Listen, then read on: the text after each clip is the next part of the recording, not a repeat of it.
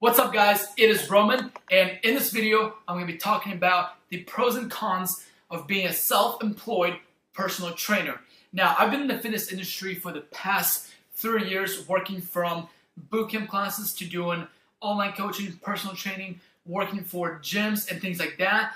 And in the past 6 months, I have been working for myself as a self-employed personal trainer. So I wanted to make a video about the pros and cons, because I think a lot of times you think about just the pros and be like, wow, that is amazing, but nothing but the cons. So today, we're going to do both, go with the pros and the cons. So if you've been thinking about being a independent or self-employed personal trainer, this will be the perfect for you. All right, so we're going to start with the cons to get them out of the way, because there's going to be way more pros than the cons, because obviously being a self-employed personal trainer is the best thing in the whole entire wide world.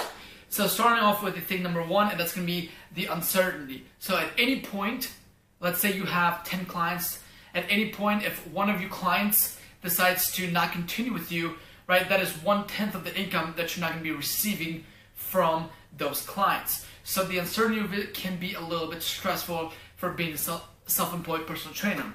The other cons can be no time off. So there's no sick days, right? If you're sick, there's no holidays. They can just take time off and get paid for it. On the days that you don't work, you don't eat, you don't make money. So in order to make money being self-employed, you have to put in the work, versus working for a company is if you're not feeling well, whatever, they'll give you that sick day off, or Christmas, Thanksgiving, they'll give you those days to spend time with your family. So you have to work on those days. All right, next thing is you have to worry about your business in general and not just training clients. So working for a company, right, you come in, you train like 10 clients and you leave, that's it, you're done.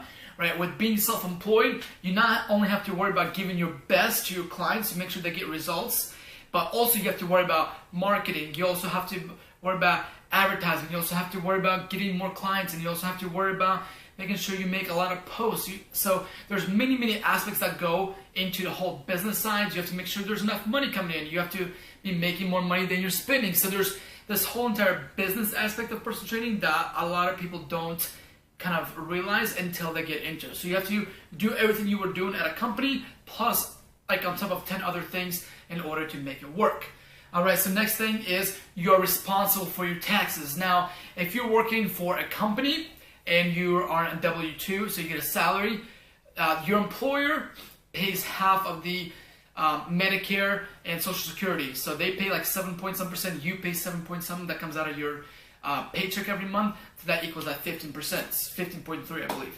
So when you're self-employed, you have to pay both sides of it. So the front and the back of it, so you have to pay the full like 15.3% of the Social Security and Medicare. On top of, depending on what state you live, you have to pay state tax, also federal tax. So it's a lot of taxes that you have to kind of accustom for whenever you become a personal trainer, a self-employed personal trainer.